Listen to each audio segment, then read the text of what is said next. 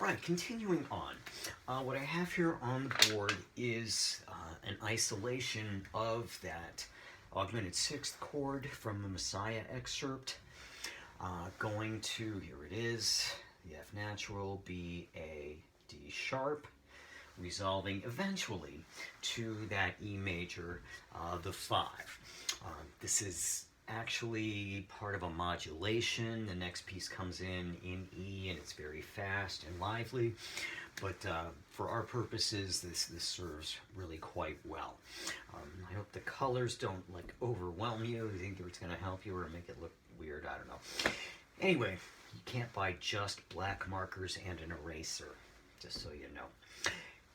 So here is, we've got here labeled the F natural to the D sharp, our augmented sixth. We added our do, key of A minor, B, our re, key of A minor. The augmented sixth plus a do plus re equals our French sixth, which resolves to our 5.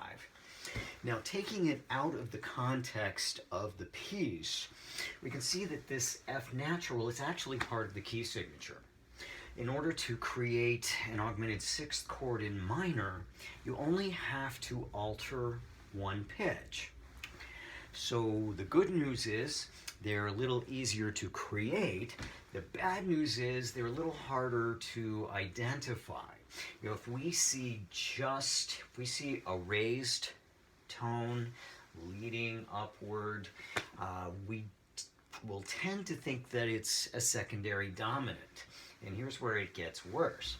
If I cover these notes up here, we have B, A, D sharp going to E. So let me just play those notes.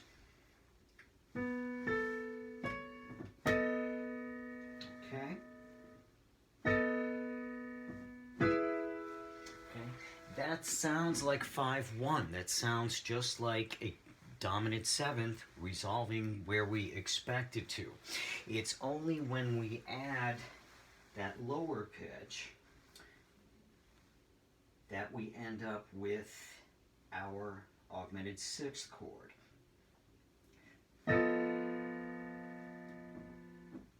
Okay, so it's a little, I don't know, I like that sound, how to describe it.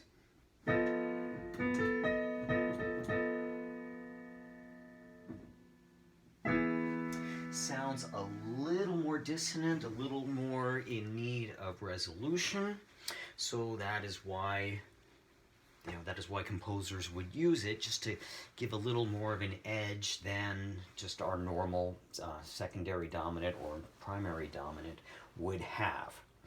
So that's all there is to say about minor. It only requires one altered pitch in order to create an augmented sixth chord, whether it's French in this case, or the German, or the Italian.